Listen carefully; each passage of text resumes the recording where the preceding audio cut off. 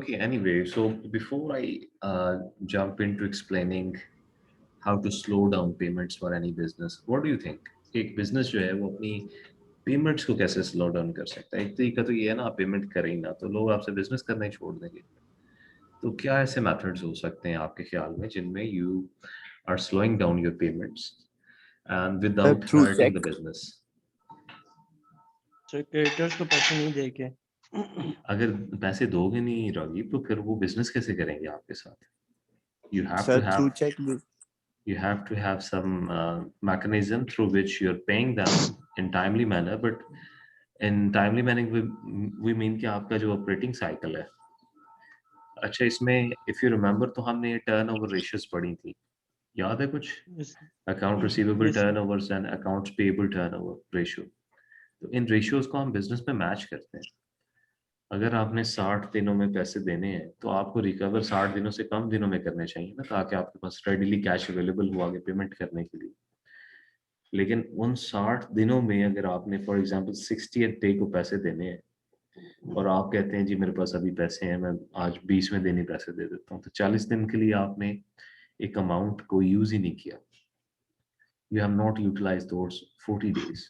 Of course आपकी एक reputation होगी मार्केट में कि you are a business who is paying money on time, not even on time, earlier than time, but again that will damage your cushion of current assets, because current assets में बहुत जल्दी decline आएगा, और specially जब seasonal requirements होंगी, जब आपको ज़रूरत होगी कैश बफर रखने की अपने पास, तो अर्ली पेमेंट्स की वजह से आपके पास कैश जो है वो जल्दी ड्राई डाउन होगा।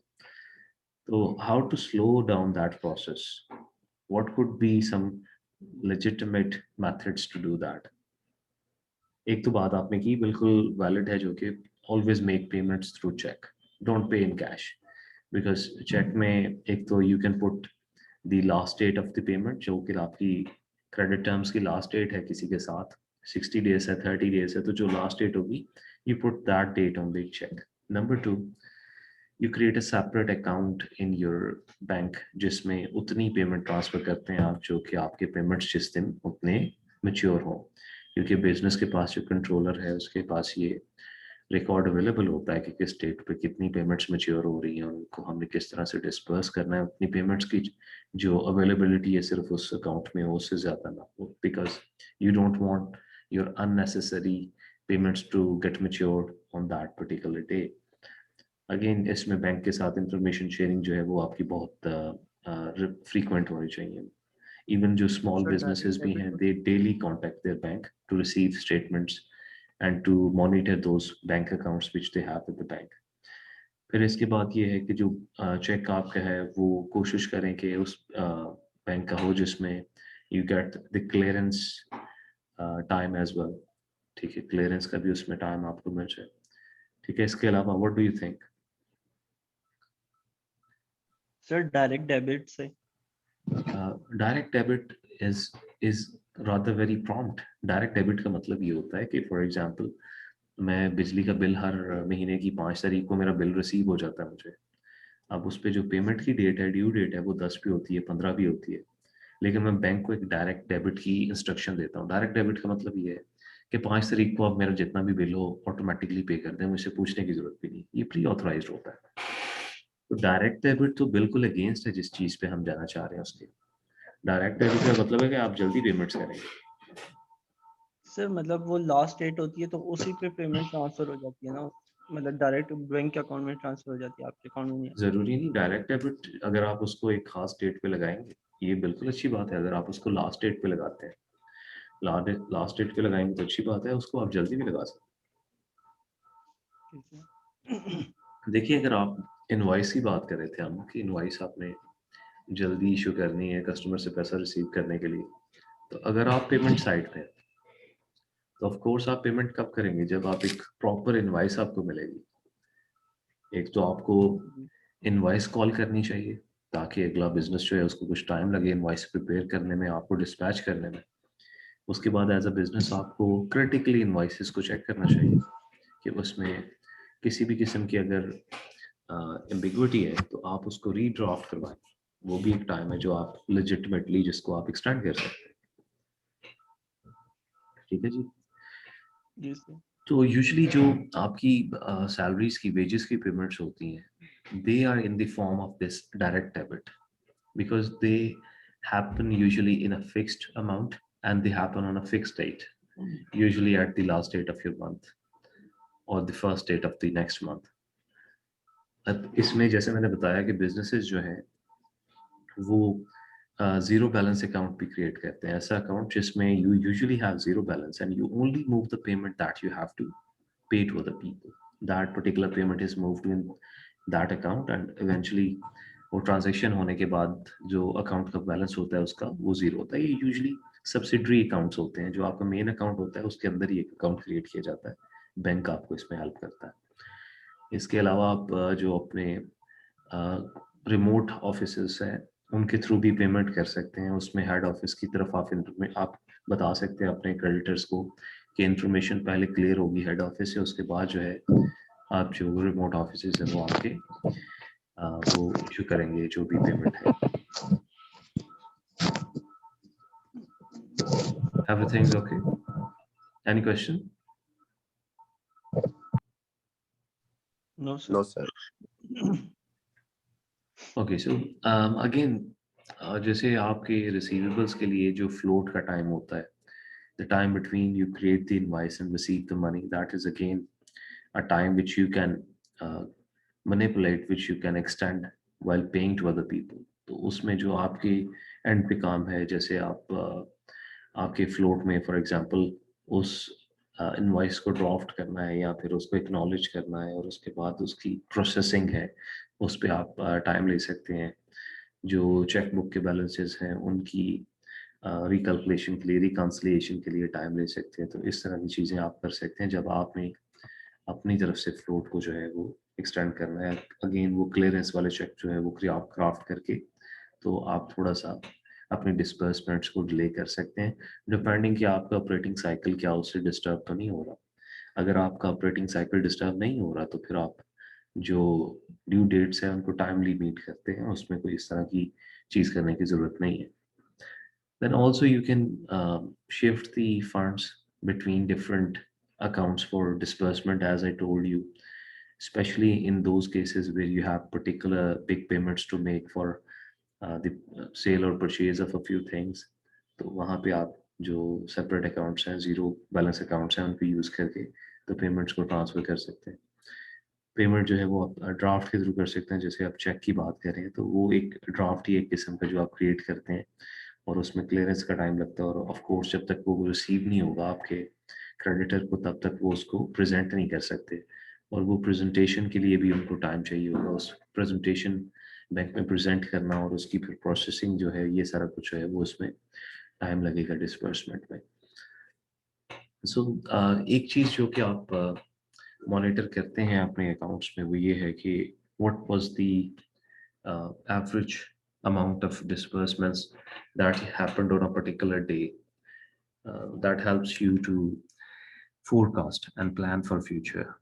ठीक है ना, जैसे आप अपने पेरोल्स के लिए प्लान कर सकते हैं, जैसे आप अपने मेजर क्रेडिटर्स की पेमेंट्स के लिए प्लान कर सकते हैं कि आपके अकाउंट से कौन सी डिसबर्समेंट रेगुलरली होती हैं, किस डेट को होती हैं, कौन से दिन पे होती हैं, ताकि आपका जो सब्सिडरी अकाउंट्स हैं उसमें वो पेमेंट्स उन्हीं टाइम पे ट्रांसफ़र की जाए और उसको फिर आप एक रेगुलर मैनर में लेके आते हैं। उससे आपके बिजनेस की जो ऑपरेशंस की प्लानिंग है वो भी आपको ज़रा अच्छे तरीके से जो है वो आप कर सकते हैं। ज़ीरो बैलेंस अकाउंट जैसे मैंने एक्सप्लेन कर दिया है कि एक सेपरेट अकाउंट है, एक सब्सिडरी अकाउंट है जिसमें आप पेमेंट्स ट्रांसफ़र करते हैं फॉर फर्दर क्लियरेंस। जैसे ही कोई पेमेंट मैच्योर होती है तो वो उतनी अमाउंट ही ज़ीरो बैलेंस अकाउंट में ट्रांसफ़र होती है ताकि एक्सेस बैलेंसेस जो हैं वो उसमें ना रहें और वो उन एक्सेस बैलेंसेस को आप किसी गलत पेमेंट के लिए भी जो कि बाद में करनी थी अर्लियर उसके लिए डिस्पैच ना करें। ठीक है, रिमोट डिस्बर्समेंट की भी बात करती है। Then you have control disbursements are again a part of that you try to develop a system which is based upon checks and that help the other people to draw the money when only the checks are presented. तो ये similar manner में बातें हैं सारी। ठीक है, तो इन सारे सिस्टम से आज के दिन आज के बिजनेसेस में जो चीज़ डेवलप हो रही है वो है इलेक्ट्रॉनिक कॉमर्स, बिकॉज नाउ अडेज you have fintech companies. So finance के स्टूडेंट्स हैं तो आपको थोड़ा सा इसके बारे में आइडिया होना चाहिए। One of the most famous fintech companies is PayPal. Now, these fintech companies, what they help businesses to do is they act as intermediary, that the buyer will send the money to the fintech company, which is usually PayPal or PayPal, जैसे पाकिस्तान में create करने की कोशिश की जा रही है। तो ऐसी फिनटेक कंपनीज को पेमेंट बायर जो है वो अर्लियर कर देता है। The payment remains with the fintech company, and when the seller has actually fulfilled the promise, उसने वो सर्विस डिलीवर कर दी है, वो प्रोडक्ट डिलीवर कर दी है, तो उसके बाद वो पेमेंट जो है वो फिनटेक कंपनी से रिसीव कर लेता है। तो this is a simple example of the e-commerce system. There are complex systems also. So this is an electronic exchange kind of thing जहाँ पे आपकी business information जो है, especially जो आपकी monetary information है, वो exchange हो रही होती है, और उसकी वजह से आप फिर अपनी payments को जो है वो promptly receive कर सकते हैं या send कर सकते हैं। इसमें you can have structured systems, you can have unstructured systems. Unstructured system में जैसे आपकी लोकल फैसिलिटीज़ हैं, आपकी ईमेल की फैसिलिटीज़ हैं, फैक्स की फैसिलिटीज़ हैं, तो जो ऑलरेडी आपके पास सिस्टम अवेलेबल है उसी को यूज़ करके आप ये ई कॉमर्स सिस्टम जो है इस्टेब्लिश कर सकते हैं। लेकिन स्ट्रक्चर्ड फैसिलिटीज़ में you have these fintech companies, specially जिनके पास इलेक्ट्रॉनिक डेटा इंटरचेंज होता है। जैसे आप देखिए ना कि हमारे यहाँ पाकिस्तान में अक्सर जो एटीएम है वो लिंक वन के साथ अटैच्ड है। So Link One is basically an international fintech company that provides this electronic data interchange to different banks, जिसके थ्रू जो है वो पैसे की ट्रांसफर और उसकी जो रिकन्सिलिएशन है वो इस्टेब्लिश हो रही होती है। तो ये दोनों तरह के सिस्टम जो हैं ये अवेलेबल होते हैं जिनको आप यूज़ कर सकते हैं। इसमें फिर जो हमारे EDIs हैं, इलेक्ट्रॉनिक डाटा इंटरचेंजेस है, उसमें फर्दर दो टाइप्स हैं। एक इलेक्ट्रॉनिक फंड ट्रांसफर है, जैसे आजकल इंटरनेट बैंकिंग के थ्रू आप फंड ट्रांसफर कर देते हैं, क्योंकि a lot of funds are involved, money is involved. Then when you make major transactions, you have to pay certain taxes on them. There can be some transaction cost. There can be some fee by the bank also. Bank also need to provide that record to the state bank. So ये बहुत सारी ऐसी nitty-gritties हैं जो information जो है वो एक established structured form में जो है वो transfer होनी चाहिए। उसमें फिर जब पैसे की ट्रांसफर होती है that is through electronic fund transfer. And then you have financial EDIs, electronic data interchanges, that major companies can use the fintech companies to help them establish separate electronic data interchanges for those companies only. जैसे for example Dell है, तो Dell के इतने सारे suppliers हैं, तो how the payment will be transferred between these suppliers promptly manner, और customer से फिर डेल को जाए और डेल से जो है बाकी सप्लायर को, तो उसके लिए वो सेपरेट एक इलेक्ट्रॉनिक डाटा इंटरचेंज जो है वो क्रिएट कर सकते हैं जिसमें फाइनेंशियल इंफॉर्मेशन जो है वो फ्लो कर सकती है। ठीक है, तो you can go into detail, you don't have to look into the regulations because these are regulations, those are particularly related to US. We don't have to study these regulations, but what we can do is we can analyse the local electronic fund transfer system. जैसे आजकल हर major bank जो है वो अपनी electronic services provide कर रहा है, online banking provide कर रहा है। आप वेबसाइट पे लॉगिन करके या फिर अपने मोबाइल फ़ोन पे उस बैंक की जो एप्लीकेशन है उसमें लॉगिन करके फ़ंड ट्रांसफ़र कर सकते हैं। ठीक है, वो इलेक्ट्रॉनिक ट्रांसफ़र है, और उसके साथ साथ बहुत सारी ऐसी इलेक्ट्रॉनिक फैसिलिटीज़ हैं जो आपको अवेलेबल है। अगेन इनमें कॉस्ट भी इन्वॉल्व होती है, because bank charges you extra money for these kind of services. Some banks don't. कुछ ऐसे पर्टिकुलर कंज्यूमर अकाउंट्स होते हैं जिसपे ये पैसा चार्ज नहीं हो रहा होता, लेकिन क्योंकि मल्टीनेशनल कॉर्पोरेशंस की जो डीलिंग्स हैं वो उतनी एक्सटेंसिव होती हैं, तो उनकी प्रोसेसिंग में जो बैंक का इतना टाइम सर्व हो रहा था, लोगों को इंगेज करना होता है एम्प्लॉयज़ को, तो उसकी कॉस्ट जो है वो रिकवर करता है बैंक। अगेन इसमें जो फ्लोट को मैनिपुलेट करने की एक आपके पास फैसिलिटी होती है, चेक प्रेजेंट करने की, क्लियरेंस में बेचने की, ड्राफ्ट क्रिएट करने की, वो आपके पास नहीं रहती। ये भी इसकी एक डिसएडवांटेजेस में से है। इसके साथ इसमें सिक्योरिटी के इश्यूज भी हैं, जिस तरह साइबर सिक्योरिटी के इश्यूज हैं, हैकिंग है, आपकी बहुत सारी इलेक्ट्रॉनिक इंफॉर्मेशन जो है वो हैक कर ली जाती है, उसकी यूज़ इस तरह से किया जाता है कि आपके पैसे ज़ाया हो जाते हैं, वो भी इसमें एक कॉस्ट है।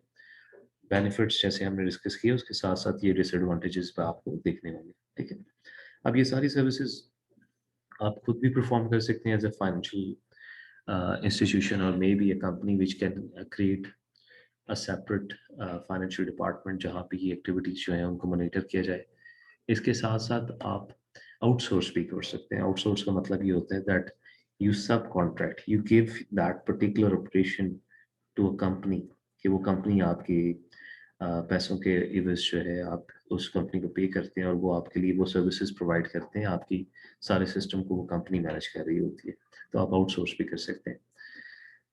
तो बिजनेस प्रोसेस आउटसोर्सिंग इसी का नाम है कि फॉर एग्जांपल एक फर्म है और उसे लगता है कि हम अगर इस सारी अकाउंटिंग और फाइनेंशियल इंफॉर्मेशन को हैंडल करने के लिए 2 लोगों को हायर करेंगे और उन 2 लोगों को हमें मंथली 1-1 लाख रुपए पे करना पड़ेगा और 2 लाख रुपए जो है हमारी कॉस्ट जो है वो उन 2 लोगों को हायर करने पे लगेगी। तो वुड इट बी बेनिफिशियल कि आपकी ऐसी कंपनी है जो हमें 2 लाख से कम में ये फैसिलिटी प्रोवाइड करे कि हमारी अकाउंटिंग और फाइनेंशियल इंफॉर्मेशन को जो है वो लुक आफ्टर करे। जैसे आप देखिए आजकल सर्विस ओरिएंटेड बिजनेसेस हैं, बहुत सारे लोग फ्रीलांसिंग करते हैं। वेस्ट में ऐसी बहुत सारी कंपनीज हैं जहाँ पे वो अकाउंटेंट्स को या फिर फाइनेंशियल मैनेजर्स को हायर नहीं करते बिकॉज़ बिजनेसेस की स्केल इतनी बड़ी नहीं होती। तो वो फ्रीलांसिंग प्रोजेक्ट्स के तौर पे उनको आउटसोर्स कर देते हैं और लोग जो है वो इंटरनेशनली थ्रू इलेक्ट्रॉनिक सर्विसेज जो हैं उन बिजनेसेस की इंफॉर्मेशन को रिकंसाइल कर रहे होते हैं, उनकी फाइनेंशियल स्टेटमेंट्स क्रिएट कर रहे होते हैं, उनके डेली बेसिस पे पेमेंट्स और जो रिसीवेबल्स हैं उनको रिकंसाइल कर रहे होते हैं, उनकी स्केजुलिंग कर रहे होते हैं। तो ये सारी चीज़ें जो हैं ये रिमोटली भी मैनेज की जा सकती हैं। अगेन इसमें बेनिफिट्स भी हैं और इसमें डिसएडवांटेजेस भी हैं। बेनिफिट्स ये हैं कि आप कम पैसों में लेस एक्सपेंसिव फैसिलिटीज़ जो हैं उनको एक्वायर कर सकते हैं। डिसएडवांटेज ये है कि आपकी इंफॉर्मेशन जो है वो यूज़ की जा सकती है आपके अगेंस्ट, हैक की जा सकती है, उसका मिसयूज़ हो सकता है, आपके पैसे जो हैं वो एट स्टेक होते हैं। तो ये सारी चीज़ें आपने माइंड में रखनी है। Next is that if you have excess cash, how that can be invested into marketable securities. Now, a lot of options are there, and let me put this in the form of a question. And this question is something which I'm asking for you for a couple of weeks now, and I hope you will be able to answer this. कि क्या facilities या क्या ऐसी securities आपके पास options क्या available होंगी अगर आपके पास एक्सेस कैश है और उसको आप पाकिस्तान में कहीं इन्वेस्ट करना चाहते हैं एज अ बिजनेस ऑर्गेनाइजेशन, तो कहाँ पे इन्वेस्ट करेंगे बताएं जी।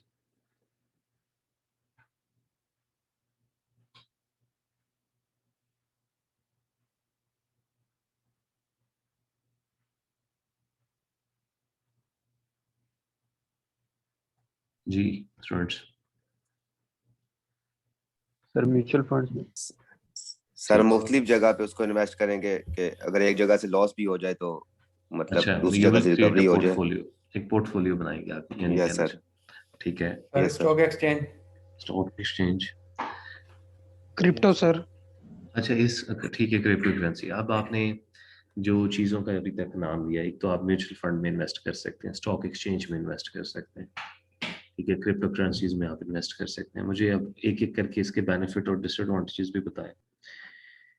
जैसे अगर म्यूचुअल फंड्स में आप इन्वेस्ट करते हैं तो शॉर्ट टर्म में आपको कोई प्रॉफिटेबिलिटी नहीं मिलेगी और लॉन्ग टर्म के लिए आपके पैसे अगर आप वहाँ पे इंगेज कर देंगे तो उनको आप अपने ऑपरेशंस में इस्तेमाल नहीं कर सकते क्योंकि आपने पैसा डिपॉजिट करवा दिया। स्टॉक एक्सचेंज के लिए ये है कि आपको सारी स्ट्रेटजीज पता होनी चाहिए, इकोनॉमिक्स का आपको आइडिया होना चाहिए, उनके बारे में आइडिया होना चाहिए, फ्यूचर फोरकास्टिंग करना आपको आना चाहिए स्टॉक्स की।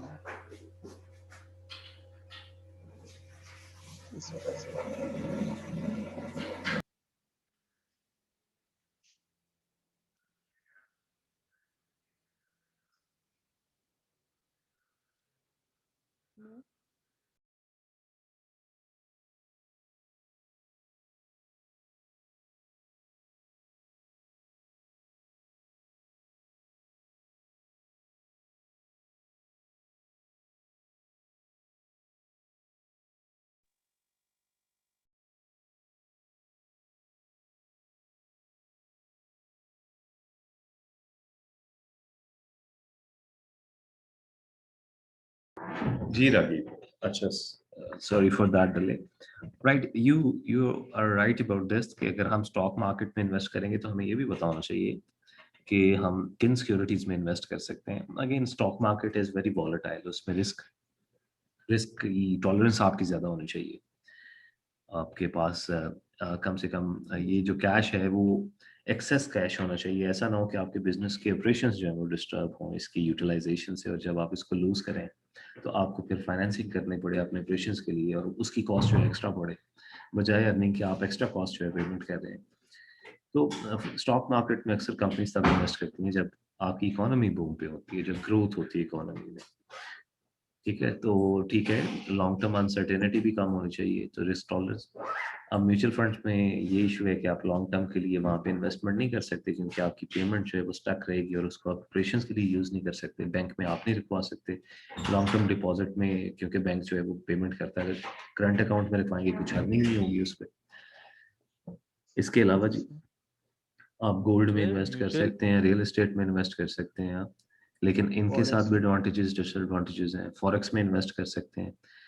तो आप किसी भी इन्वेस्टमेंट की बात करेंगे मार्केटेबल सिक्योरिटीज की, चाहे वो आपकी फिक्स्ड इनकम सिक्योरिटीज हों जैसे बॉन्ड्स हैं, या फिर आपकी स्टॉक मार्केट की सिक्योरिटीज हों जैसे शेयर्स हैं, या फिर आपकी फिक्स्ड एसेट्स हों जैसे कि रियल एस्टेट है, या फिर फॉरेक्स है, ठीक है, कमोडिटीज हैं। तो कोई भी इन्वेस्टमेंट है उसमें आपने रिस्क एंड रिटर्न दोनों को एनालाइज करना है। एक तो रिस्क कितना होगा, रिटर्न कितना होगा, रिटर्न की जो मैच्योरिटी टाइमलाइन है वो क्या होगी, ये सारी चीज़ें आपने कंसिडर करनी है।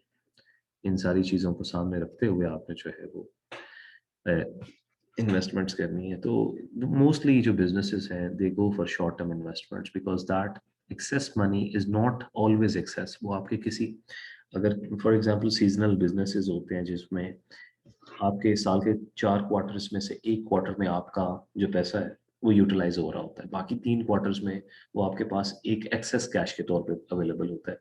तो आप उन 9 महीनों के लिए या 6 महीनों के लिए इन्वेस्टमेंट करते हैं। ट्रेजरी बॉन्ड्स जो है वो एक सेफ इन्वेस्टमेंट है, क्योंकि वो गवर्नमेंट इशू करती है और उस पर जो रिटर्न होता है वो मोस्टली सर्टन होता है, उसमें रिस्क इतना नहीं होता, तो उसमें इन्वेस्टमेंट करते हैं आप। फिर जब आप देखते हैं कि स्टॉक मार्केट में फ्यूचर में ग्रोथ नज़र आ रही है, इक्विटी रिसर्चर्स जो है वो बड़े पॉजिटिव हैं इस बारे में कि इन सेक्टर्स में इन्वेस्ट करेंगे तो यहाँ से रिटर्न मिलेगा, तो आप अपनी शॉर्ट टर्म सिक्योरिटीज़ को वहाँ से परचेज कर लेते हैं। तो ये डिपेंडिंग अपॉन कि आपके पास कैश की अवेलेबिलिटी कब होगी और कब तक होगी, और फिर वो आपका रिस्क टॉलरेंस का लेवल क्या है, आपको कौन सी सिक्योरिटी जो है वो ज़्यादा अट्रैक्टिव लगती है। आप जो है अपना पोर्टफोलियो बिल्ड करेंगे और उसमें भी आप देखेंगे कि आपके पास जो कैश है उसमें से कितना पोर्शन है जिसको आप कितनी देर के लिए होल्ड कर सकते हैं, क्योंकि जैसे ही आपकी कैश डेफिशिएंसीज क्रिएट होंगी, आप वो सिक्योरिटी सेल आउट करके कैश जो है उसको लिक्विड फॉर्म में लेके आएंगे, और उस लिक्विड फॉर्म को फिर यूज़ करेंगे अपने पेबल्स को जो मेच्योर हो जाएंगे पे करने के लिए, अपने टैक्सेस को पे करने के लिए, अपने शेयर होल्डर्स को डिविडेंड्स पे करने के लिए। ठीक है, तो ये सारी चीज़ें करने के बाद फिर आपके पास कोई एक फ्री कैश फ्लो जो है वो एग्जिस्ट कर सकता है, जिसको आप फ्यूचर के लिए यूज़ कर सकते हैं और मार्केटेबल सिक्योरिटीज़ में री इन्वेस्ट कर सकते हैं। ये सारी चीज़ें जो है ये आपने अपने माइंड में रखनी है। अगेन, मैंने जैसे बताया कि लिक्विडिटी एक रीज़न है, एक चीज़ है। जैसे कुछ सिक्योरिटीज़ बहुत लिक्विड होती हैं, उनकी रेडिली मार्केट अवेलेबल। अब शेयर्स जो हैं स्टॉक मार्केट से अगर आप परचेज करते हैं तो स्टॉक मार्केट के शेयर्स बहुत लिक्विड हैं, बिकॉज एक रेडिली मार्केट अवेलेबल है जहाँ पे आप डेली बेसिस पे उनको बाय कर सकते हैं, सेल कर सकते हैं। बॉन्ड्स जो हैं वो उससे कुछ कम लिक्विड है, क्योंकि ओवर द काउंटर सेल होते हैं, तो उनकी मार्केट उस तरह की नहीं है कि जितनी जल्दी आप शेयर्स बेच सकते हैं उतनी जल्दी आप ये बॉन्ड्स नहीं बेच सकते। उसके बाद अगर आप कोई गाड़ी परचेज करते हैं तो उसको सेल करना शेयर्स या बॉन्ड्स की निस्बत और कम लिक्विड वो चीज़ है। तो एक तो लिक्विडिटी मैटर करती है, दूसरा उस पर रिस्क मैटर करता है, और आपका रिस्क जो है वो आपको पता है, रिस्क और रिटर्न का दोनों का आपस में जो रिलेशनशिप है ये आपने यील्ड के हवाले से पढ़ा भी है।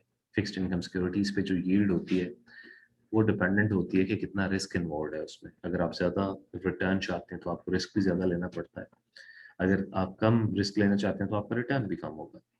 And finally maturity. मैच्योरिटी से मुराद ये है कि जो आप एक पर्टिकुलर सिक्योरिटी परचेज करें और उसको आप अपने पास रखना चाहते हैं मैच्योरिटी तक, यानी कि जब वो पेमेंट आपको वापस मिलेगी तो वो मैच्योरिटी कितनी देर के बाद है, 1 साल के बाद है, 3 महीनों के बाद है, 6 महीनों के बाद है या 10 साल के बाद है।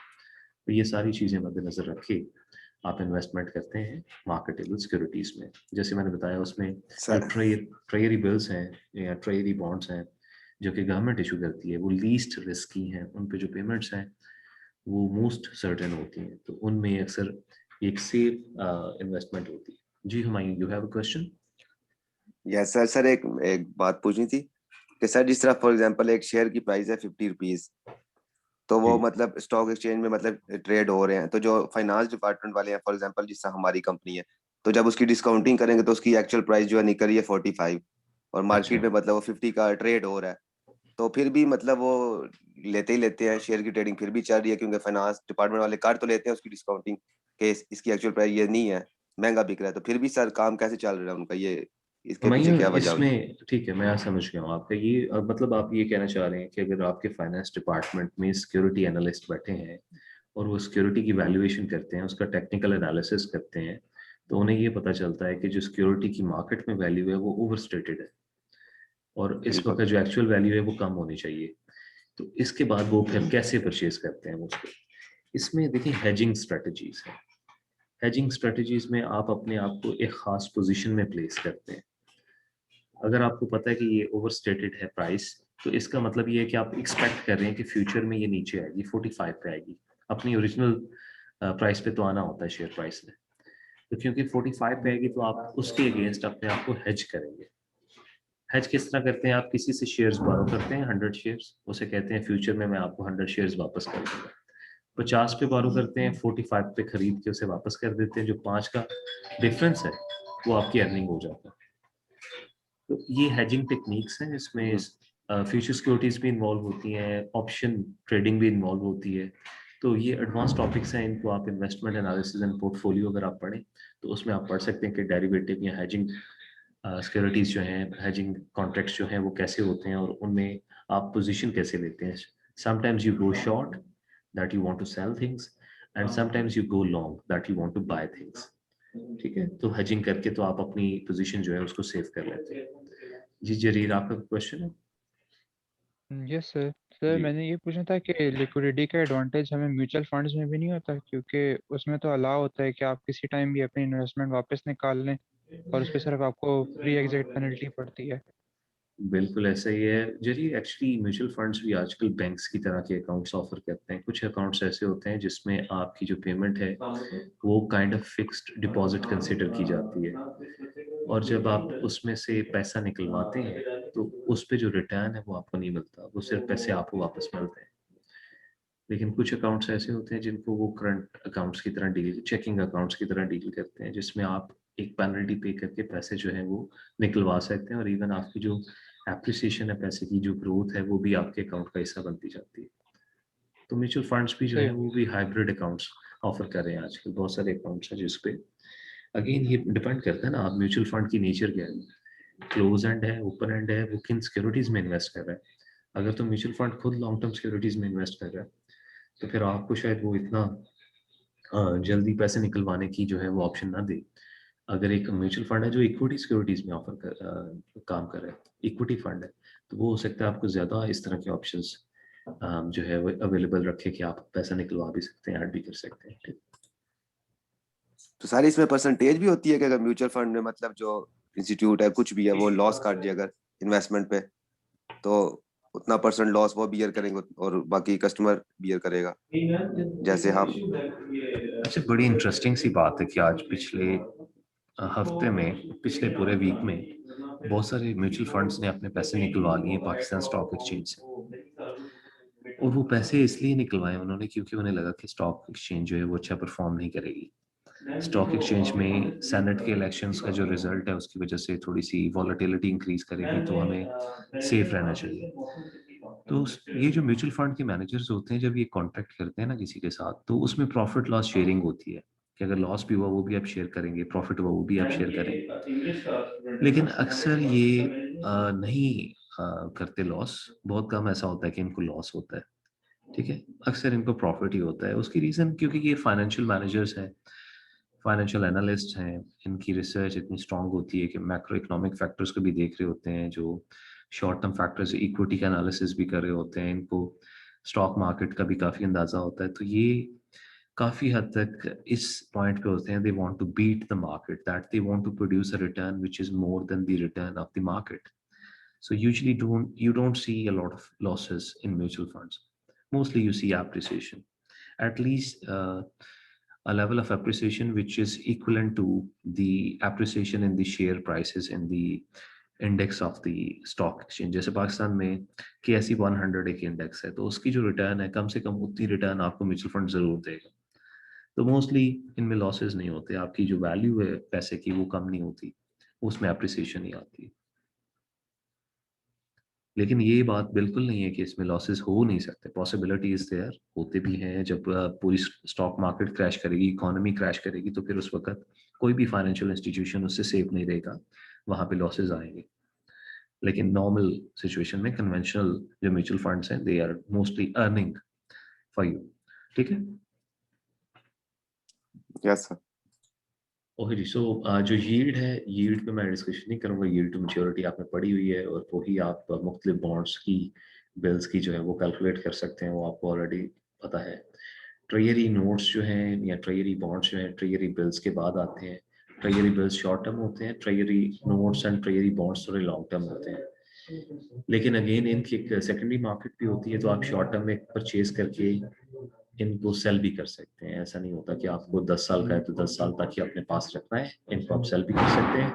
उस जितनी देर अपने पास रखते हैं उस पर जो कूपन होता है, जो उस पर इंटरेस्ट रेट होता है, वो आप अर्न कर सकते हैं। इसी तरह रीपरचेज एग्रीमेंट्स हैं, पाकिस्तान में जो कि जो ट्रेजरी बिल्स पाकिस्तान के, में बॉन्ड नोट्स होते हैं, हाँ बिल्कुल है, जो स्टेट बैंक है वो ऑफर करता है। स्टेट बैंक ने एक लिस्ट भी इशू की हुई है जिसमें आप treasury bills, treasury bonds, treasury notes हैं, उनकी मैच्योरिटी डेट, उनकी जो यील्ड है उसके बारे में आप जान सकते हैं स्टेट बैंक की वेबसाइट से। अगेन मैंने ये क्लास में भी कहा था कि इस पे आप थोड़ी सी रिसर्च करें। If you need my help in this I will share a few links with you, लेकिन उस पे फिर इंशाल्लाह ताला एक क्वेश्चन भी क्रिएट करेंगे ताकि। सर इसके अंदर बहुत सारे स्कैम्स भी हैं, मैंने सुना है ट्रेजरी नोट्स और ट्रेजरी बॉन्ड्स में, तो वो अभी फॉलो नहीं कर रहे, तो इस वजह से पाकिस्तान में ये ऑब्सोलीट हो गए हैं। I will not go into that discussion. Treasury bonds and treasury notes are issued by your treasury department, which is in Pakistan State Bank. तो जब बैंक का एक हेड बैंक, मतलब कंट्री का एक हेड बैंक, सबसे बड़ा बैंक जो है, वो कोई सिक्योरिटी इशू कर रहा होता है ना, उसमें स्कैम्स की बहुत कम मतलब गुंजाइश होती है, और ऐसा ज़रूरत भी नहीं होती, क्योंकि ट्रेजरी बैंक या बॉन्ड्स का जो पैसा है वो जब रिटर्न करना है और बैंक के पास नहीं है, स्टेट बैंक के पास, तो स्टेट बैंक के पास फैसिलिटी है, वो पैसे छाप सकते हैं, वो नया पैसा छाप के पैसा वापस कर सकते हैं। तो इस तरह का अगर कोई स्कैम आपको लगता है या फिर आपने कोई सुना है, तो do share it with me, we will look into it. But क्योंकि हम फाइनेंशियल मैनेजमेंट और स्पेशली कॉर्पोरेट फाइनेंशियल मैनेजमेंट पर डिस्कशन कर रहे हैं, तो इस डिस्कशन में इतना इंडल्ज नहीं करेंगे during class time, but we can still look into it. Do share with me क्या इन्फॉर्मेशन है जिस पे आप कह रहे हैं कि स्कैम का कोई इशू है। सर जैसे अभी ये जो आपने कहा ना कि मतलब जो खुद नोट्स मतलब वो छाप सकता है, पर वो तो मतलब अगर आपके मुल्क के पास जितने गोल्ड है या फिर जितनी आपकी वो इकॉनमी जितनी स्ट्रांग होगी उसके हिसाब से आप छाप सकते हैं, और अभी तो हमारे ऊपर IMF की रिस्ट्रिक्शंस भी हैं, तो इस वजह ये से तो सारी हम लोग चीजें ये ऐसे। सारी चीजें होती हैं, ये सारी चीजें होती हैं। मैक्रो इकोनॉमिक फैक्टर्स को आपने देखना होता है, आपकी मनी मार्केट कितनी स्ट्रांग है, उसमें जो नए पैसे आप छापेंगे वो जाएंगे, तो फिर मनी मार्केट में लिक्विडिटी इंक्रीज होने की वजह से इंटरेस्ट रेट पे क्या प्रेशर आएगा, ये सारी चीजें आप देखते हैं, और ये सारी चीजें मद्देनजर रख के ही बॉन्ड्स इशू किए जाते हैं। यूजुअली ट्रेजरी बिल्स बॉन्ड्स का मतलब ये होता है गवर्नमेंट को पैसे चाहिए, और गवर्नमेंट पब्लिक से पैसा लेती है। तो जब गवर्नमेंट ट्रेजरी नोट्स या बॉन्ड्स इशू करती है, तो वो एक तरीका होता है कि मार्केट में ट्रेजरी बिल्स एंड बॉन्ड्स दे के जो मार्केट में पैसा है मनी मार्केट में, उसको गवर्नमेंट अपने पास विदहेल्ड कर लेती है। लोग पैसा गवर्नमेंट को देंगे ना जब वो बॉन्ड खरीदेंगे, तो वो पैसा कहाँ पे फ्लो कर रहा है, वो स्टेट बैंक की तरफ फ्लो कर रहा है। तो जरूरी नहीं कि वो नए पैसे ही छापे, वो जो पैसा उन्होंने अपने पास होल्ड रखा हुआ है, समटाइम्स वो ट्रेजरी बॉन्ड्स रीपरचेज करते हैं ताकि वो पैसा मार्केट में जाए। बट ये मैक्रो इकोनॉमिक फैक्टर्स हैं, इन पे इतनी डिस्कशन हम नहीं करेंगे। ये सारी चीज़ें स्टेट बैंक जो है वो देख रहा होता है। मनी मार्केट और उसके साथ साथ इन्फ्लेशन एंड जो करंट आपके इंटरेस्ट रेट्स हैं, जिसमें स्पेशली आपका काइबर है, कराची इंटरबैंक ऑपरेटिंग रेट है, स्टेट बैंक इनको डेली बेसिस पे ऑब्जर्व भी कर रहा होता है, पॉलिसी क्रिएट कर रहा होता है कि इनको कैसे हम रेगुलेट करेंगे। तो इन चीज़ों पे स्कैम्स का हम कोई लेबल नहीं लगा सकते। ये कह सकते हैं कि इसमें मैनिपुलेशन हो सकती है, इसमें आपके इंटरेस्ट रेट को मैनिपुलेट किया जा सकता है ताकि आपके जो फ्लोटिंग रेट्स हैं उनको चेंज किया जा सके, ताकि जो पेमेंट्स हैं उनको ज़्यादा या कम किया जा सके। इसके अलावा जो आपकी मनी मार्केट है उसमें से पैसा निकालने के लिए नए ट्रेजरी बिल्स इशू किए जा सकते हैं। उसमें पैसा डालने के लिए जो ट्रेजरी बिल्स या बॉन्ड्स अवेलेबल हैं उनको रीपरचेज किया जा सकता है। ये डिपेंडिंग कि किस किस्म की पॉलिसी पे स्टेट बैंक काम कर रहा है। ऑफ कोर्स इस पे इंटरनेशनल रेगुलेटरी बॉडीज जैसे जो आपका वर्ल्ड बैंक है या फिर आपका IMF है, इंटरनेशनल मॉनेटरी फंड है, उनकी जो पॉलिसीज़ होती हैं वो भी इम्पैक्ट करती हैं। उनकी जो पॉलिसीज़ होती हैं उनकी उसमें अक्सर एक्सप्लिसिटली इंटरेस्ट रेट या इन्फ्लेशन रेट जो हैं वो स्टेटेड भी होते हैं कि आपने इतने सस्टेन करने हैं कंट्री में। वो स्टेट बैंक उन पॉलिसीज़ पे भी जाता है। But those are secondary discussions. Right now we are trying to understand कि अगर आपके पास एक्सेस कैश है तो किन किन सिक्योरिटीज में आप इन्वेस्ट कर सकते हैं। ठीक है, जी सर। तो जो आपके रीपरचेज एग्रीमेंट्स हैं एंड बैंकर्स एक्सेप्टेंस हैं, ये भी आपकी शॉर्ट टर्म्स, ये हमने स्टडी किए हुए हैं जब हमने फर्स्ट चैप्टर में सिक्योरिटीज की डिस्कशन की थी। तो ये ऐसे बैंकर नोट्स होते हैं, ये प्रॉमिसरी कॉन्ट्रैक्ट्स होते हैं जो कि शॉर्ट टर्म के लिए मार्केट में अवेलेबल होते हैं, जिनको आप परचेज कर सकते हैं, उन पे पैसे कमा सकते हैं। इसी तरह कॉर्पोरेशन जो हैं वो शॉर्ट टर्म के लिए कमर्शियल पेपर जो है वो इशू कर सकती हैं और उसके ऊपर आप इन्वेस्ट करके पैसे जो हैं वो उन कॉर्पोरेशंस को देके वो कमर्शियल पेपर खरीद सकते हैं, जो कि जब मैच्योर होंगे तो आपको पैसे भी वापस मिलेंगे, उस पर रिटर्न भी वापस मिलेगा। ठीक है, यूरोपियन कमर्शियल पेपर की जगह मैं पाकिस्तान के इसहाक डार के वो यूरो डॉलर की बात करूंगा, जो उन्होंने यूरो बॉन्ड इशू किया था, जिसमें डॉलर्स में उन्होंने डॉलर करेंसी में उन्होंने बॉन्ड्स इशू किए थे पाकिस्तानी गवर्नमेंट ने, जो कि इंटरनेशनल मार्केट में फ्लोट किए थे। तो ऐसे बॉन्ड्स भी, ऐसे सर्टिफिकेट्स भी आप जो है वो परचेज कर सकते हैं। ठीक है जी। अगेन पाकिस्तान में we don't have very exotic kind of securities, we have limited number of securities, specially stock market में या फिर ट्रेजरी बिल्स में इन्वेस्टमेंट होती है, या फिर उसके बाद फॉरेक्स में और कमोडिटीज़ में इन्वेस्टमेंट होती है। तो उन पे हम जो है वो एक ओवरसाइट रखते हैं। सो फॉर जो हमने पढ़ा है इसको आप अब तैयारी करें इंशाल्लाह ताला। इसमें से एक क्विज भी करेंगे और नेक्स्ट क्लास से मैंने जैसे डिस्कस किया था कि हम न्यूमेरिकल्स की जो वर्किंग है उस पर चले जाएंगे, और जो हमारे स्पेशली फाइनेंशियल स्टेटमेंट एनालिसिस की और जो हमारे वर्किंग कैपिटल मैनेजमेंट के चैप्टर के न्यूमेरिकल्स हैं उनको हम क्लियर करेंगे। ठीक है जी। जी सर। तो अभी टाइम खत्म हो रहा है जूम का, तो अगर कोई क्वेश्चन हुए तो आप पोस्ट कर सकते हैं। जी कोई क्वेश्चन है? अब्दुल्ला कोई क्वेश्चन है बेटा? No sir. अच्छा